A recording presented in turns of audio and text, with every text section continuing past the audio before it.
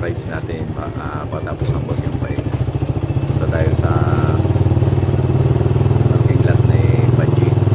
Silahin natin baka kung ano nangyari kasi malakas yung ulan kagabi. Abangan natin.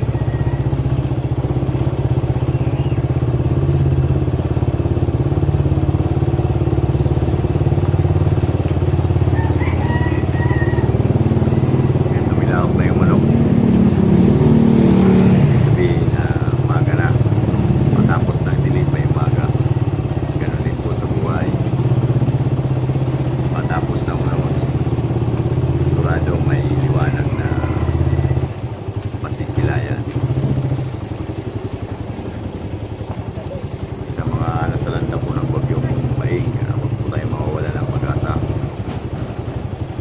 Laging may pag-asa. Dito na tayo sa palengke. Medyo may mga tao na ang palengke. Dito kasi ngayon medyo kailangan magluto.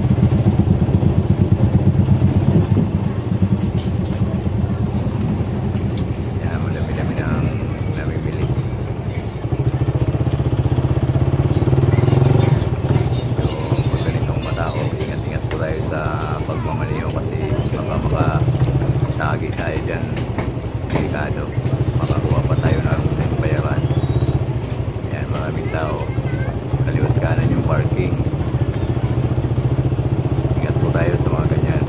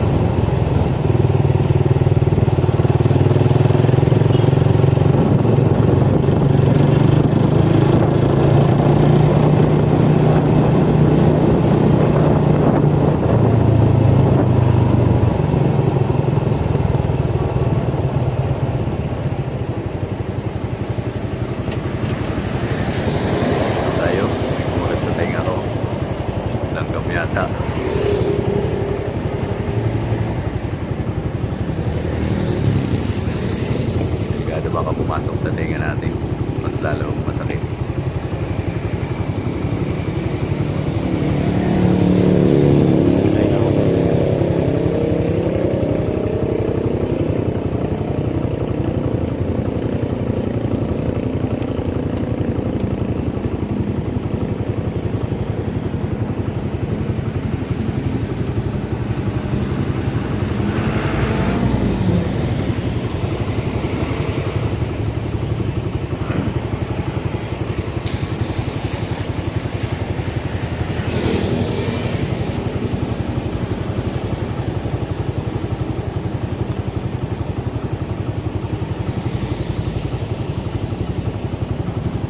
Ganito mga kapatid, bago tayo marangkada, tingin muna sa likod.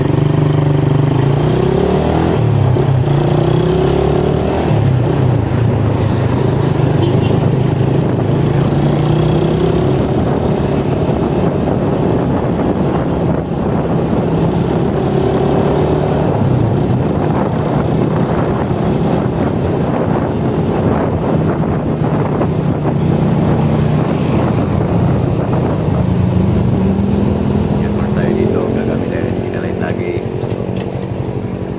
Tingin muna pagpasok. Na rin sa kaligtasan natin, sa kaligtasan ng pagpapalagay natin. Basta ingat lang.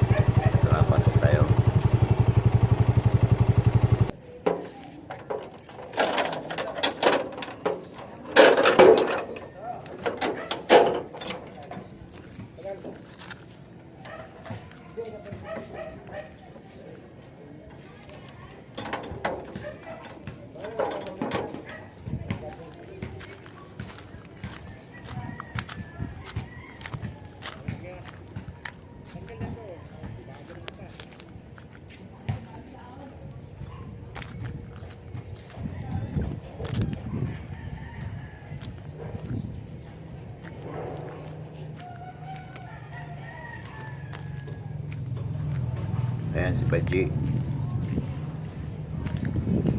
Swerte tayo kasi kahit luma na yung sasakyan natin, maayos pa. Pinayay ko na po yan, Bicol. Apari. Wala pa naging problema. So, ibig sabihin, goods pa siya. Maganda pa.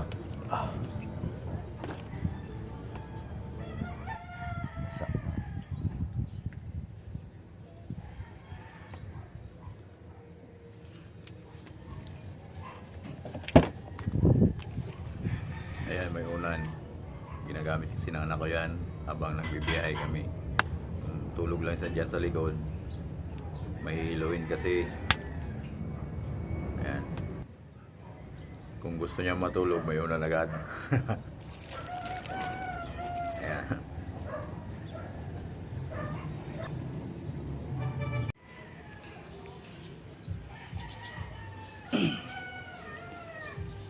Pagbukas ko ng hood kay Paji, ayan, nakita ko.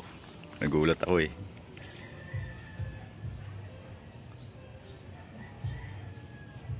Ang gagawin ko dito. Kawawa naman. Binahaya ng daga dito ko ng anak.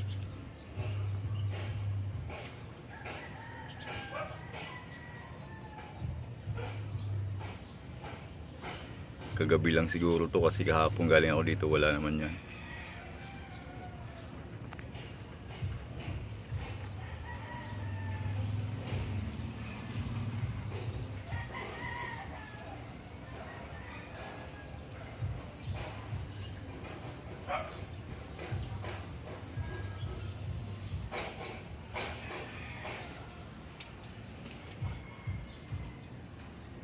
Hindi naman pwedeng dito lang yan. Alisin talaga natin yan. Mapiperisyo yung ating sasakyan.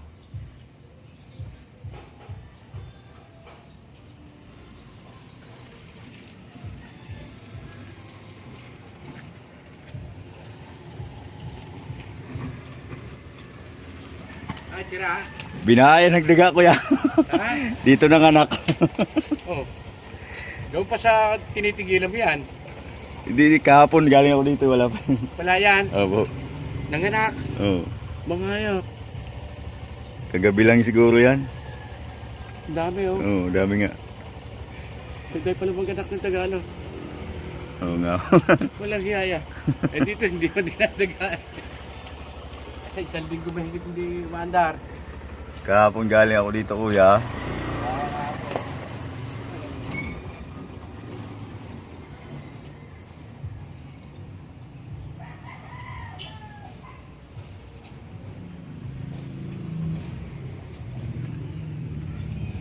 Huwag naman sana ngat-ngatin yung mga wire, delikado.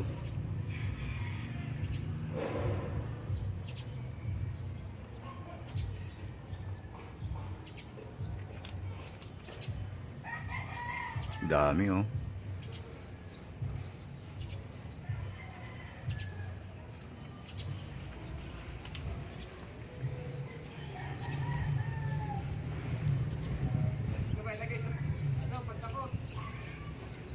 Two, 4, 6, 8, 9.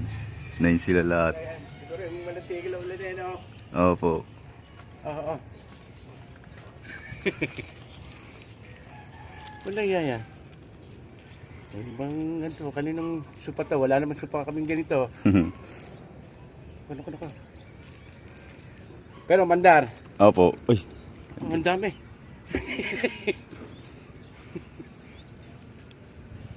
Baka ba? May ano pala kaya mito eh. Delikado ko. Pag pag baka ngat-ngatin yung mga wire ko, delikado. Kaya dapat siya pinaandar lagi.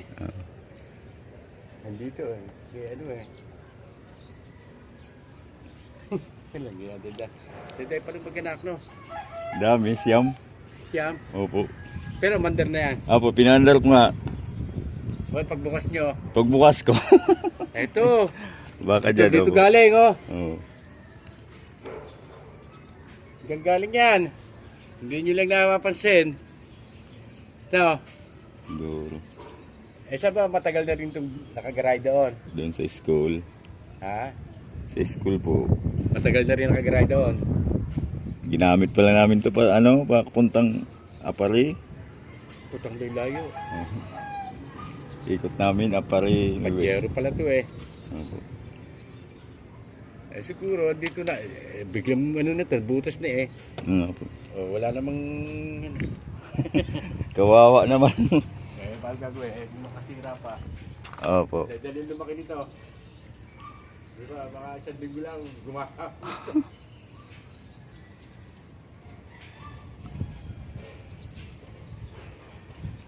So yun, tinanggal na lang namin ni Kuya kasi delikado nga dito sila eh. Kailangan talaga nating tanggalin. Baka maperisyo pa yung ating pinaghirapan. Huwag naman sanang ngat-ngatin yung mga wire, delikado.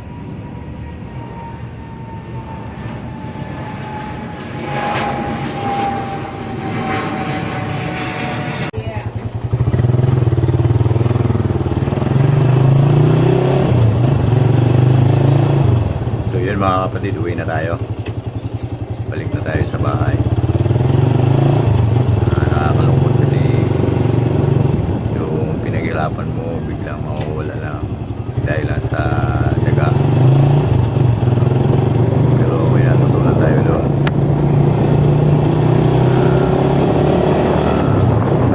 Material na bagay ay pansamantala lang talaga dito sa mundo.